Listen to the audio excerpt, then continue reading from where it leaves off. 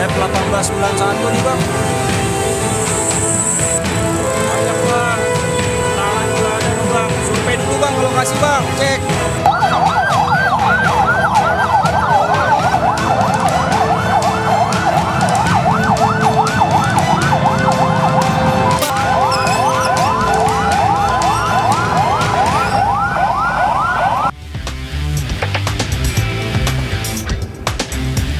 Halo pemirsa, Irjen Pol Verdi Sambo dinonaktifkan dari jabatannya sebagai Kadif Propam Polri terkait kasus penembakan yang menewaskan Brigadir Joshua di rumahnya di Duren 3, Jakarta Selatan.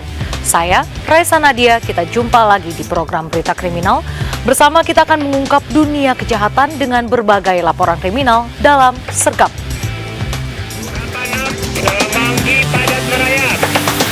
Kilometer 19 jajaran Puring hingga saat ini aman terkendali. 86 bantuannya 87 jajaran kuda 86. Pemirsa, diduga akibat tabung gas bocor, warung makan di Jalan Cipinang, Cempedak, Jatinegara, Jakarta Timur terbakar.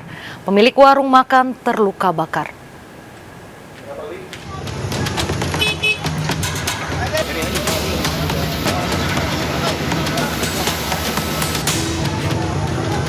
Kobaran api dan asap tebal muncul dari sebuah warung makan berlantai 3 di Jalan Cipinang, Cempedak, Jatinegara, Jakarta Timur.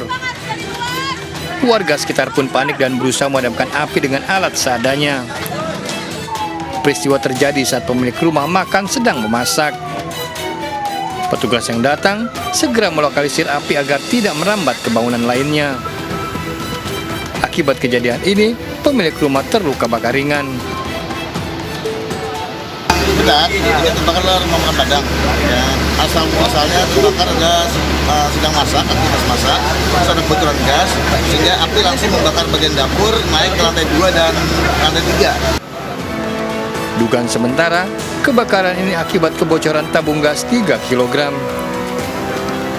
Dari Jakarta, Rio Manik melaporkan. Pemirsa, 11 pengendara motor tewas akibat ditabrak truk tangki Pertamina di Jalan Raya Transyogi, Cibubur, Jawa Barat. Truk tangki diduga mengalami remblong saat melaju di jalan menurun dari arah Cibubur ke Cilengsi.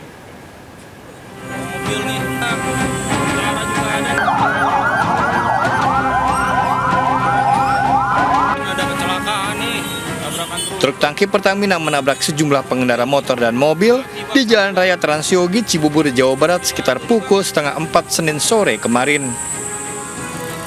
Sejumlah motor korban hancur dan masuk ke kolong truk. Warga membantu mengevakuasi puluhan korban termasuk seorang anggota TNI di lokasi.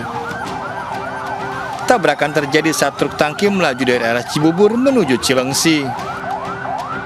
Truk tangki hilang kendali di jalan menurun dan menabrak 11 kendaraan sekitar 100 meter dari perempatan lampu merah.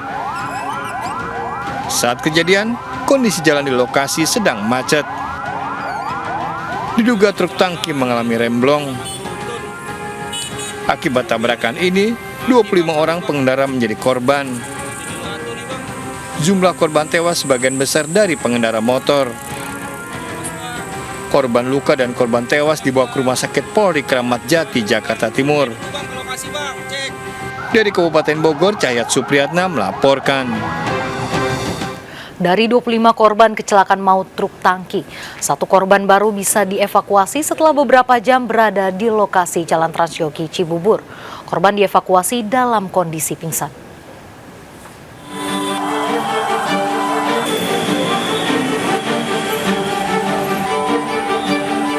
Evakuasi korban akibat kecelakaan maut truk tangki Pertamina di Jalan Raya Transyogi, Jati Sampurna, Bekasi, Jawa Barat berlangsung hingga Senin malam kemarin. 1 orang korban pengendara motor baru bisa dievakuasi beberapa jam setelah kejadian. Korban yang terluka di bagian kaki dievakuasi ke Rumah Sakit Polri Kramat Jati.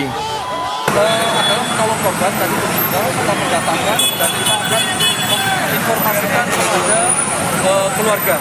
Yang pertama, yang kedua tentunya kami melakukan penyelesaian di TKP ini tinggal segera bisa di. Menurut saksi, truk Pertamina melaju dengan kecepatan 50-60 km per jam. Jadi keadaan jalan raya itu padat, rayap, pas posisi lampu merah juga.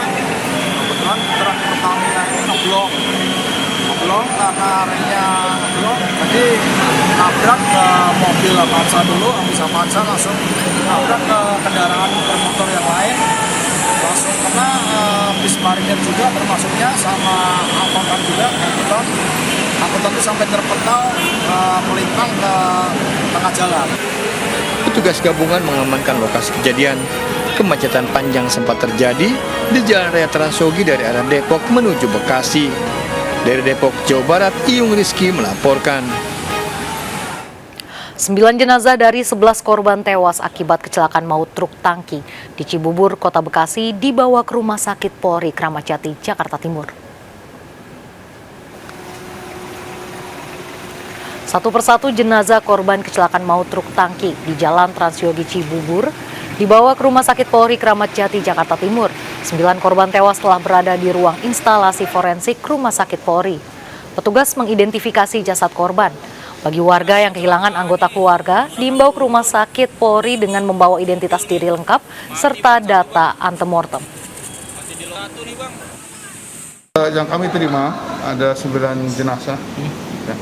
9 jenazah, mohon maaf karena kami belum berapa laki berapa perempuan saya belum bisa menjelaskan karena pada saat ini mungkin kami langsung melakukan pemeriksaan, jadi kami belum periksa sama sekali, hanya kami terima, kami taruh di ruang pemeriksaan. Nah, kita perlu adalah nanti kalau keluarga yang kira-kira merasa kehilangan, monggo segera ke Rumah Sakit Polri. Seorang wanita muda tewas di kamar kosnya di Duren Sawit, Jakarta Timur. Tubuh korban didapati penuh luka. Sebelum tewas, korban sempat bertengkar dengan kekasihnya.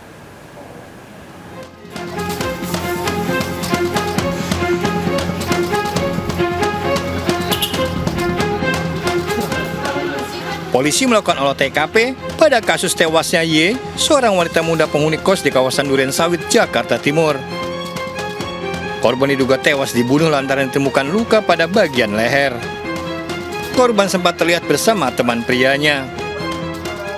Sementara masih kita selidiki ya, Kalau informasi awal ini kasus pembunuhan.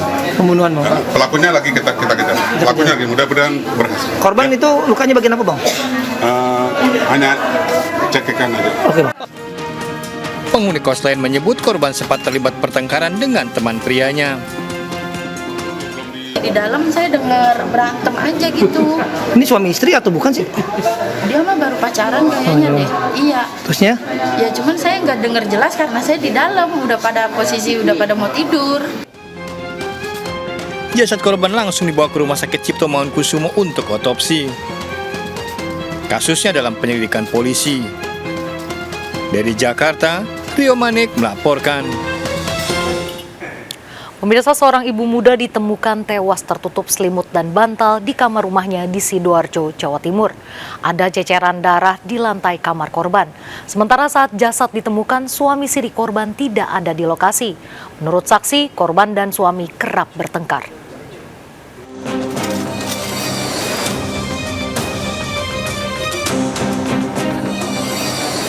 Polisi mengevakuasi jasad Suwarsih yang ditemukan tewas di kamar rumahnya di Desa Sugiwaras, Kecamatan Candi, Sidoarjo, Jawa Timur.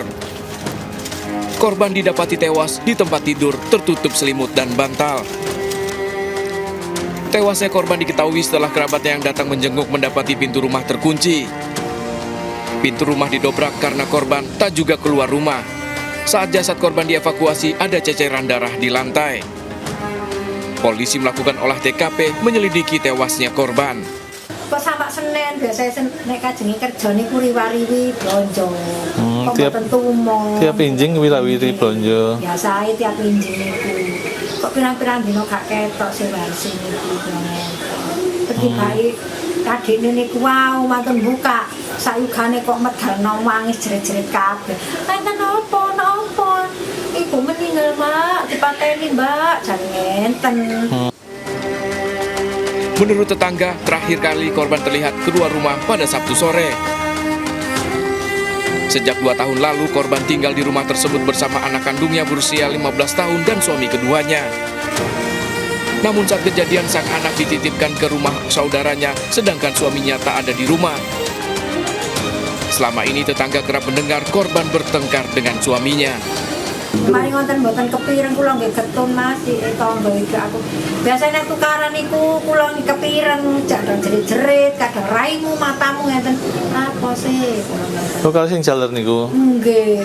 Andau pinten wis tukaran niku. Jenazah korban dibawa ke rumah sakit Pusdi Gasum, Porong untuk divisum. Polisi belum memberikan keterangan terkait penyebab tewasnya korban. Dari Sidoarjo, Jawa Timur, Yoyo Agusta, iNews melaporkan.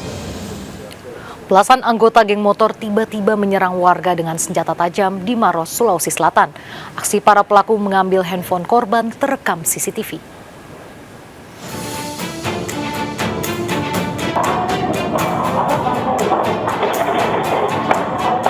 Sekelompok geng motor menyerang sejumlah warga yang sedang berkumpul di depan sebuah minimarket dan warung makan di Jalan Poros Karianggo, Maros, Sulawesi Selatan. Menggunakan motor, para pelaku menyerang warga dengan senjata tajam. Warga yang panik segera kabur dengan meninggalkan sejumlah barang berharga mereka. Kesempatan tersebut digunakan para pelaku mengambil barang berharga mulai dari tas hingga HP korban. Penyerangan geng motor di wilayah ini sudah 3 kali terjadi. Aksi geng motor membuat beberapa warga terluka hingga resah. Mengumpul seperti biasa, mereka dengan teman-teman yang mengumpul di tepi-tepi jalan, di depan warkop itu, dan juga di dalam warung coto sama Alpamidi. Ada saat itulah muncul kurang lebih 17 orang. 17 orang inilah yang mereka langsung masuk dengan membawa samurai, parang panjang, dan busur. Kasusnya sudah dilaporkan ke Polres Maros. Dari Kabupaten Maros, Sulawesi Selatan, Wahyu Ruslan melaporkan. 3 pengendara motor menodongkan senjata tajam merampas handphone milik penjual bensin eceran di Tambora, Jakarta Barat. Aksi para pelaku berboncengan sepeda motor terekam CCTV.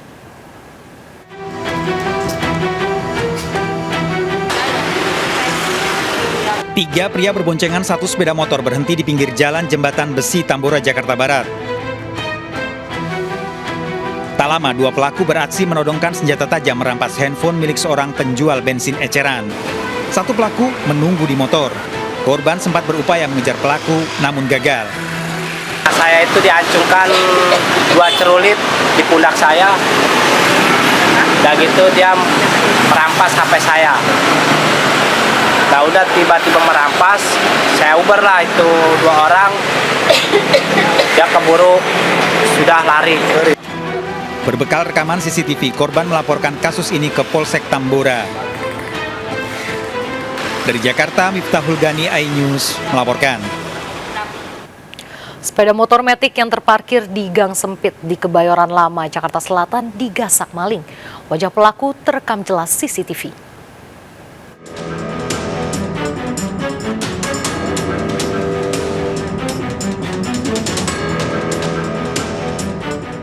Wajah pelaku terekam jelas CCTV saat beraksi mencuri sepeda motor yang terparkir di Gang Istiqomah, Kebayoran Lama, Jakarta Selatan. Hanya dalam hitungan detik, pelaku beraksi seorang diri merusak kunci kontak dan membawa kabur motor metik tersebut. Saat kejadian, pemilik motor sedang masuk ke dalam gang untuk mencari alamat. Kan ada orang mencari alamat, baru parkir ke sini, kemudian orangnya masuk gang situ.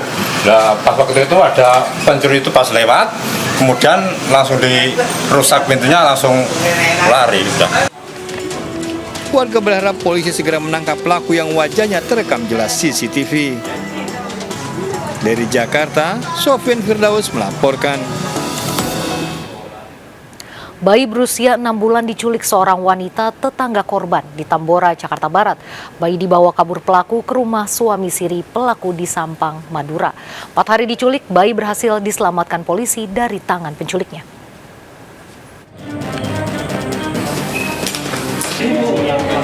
Di sini ada rencana.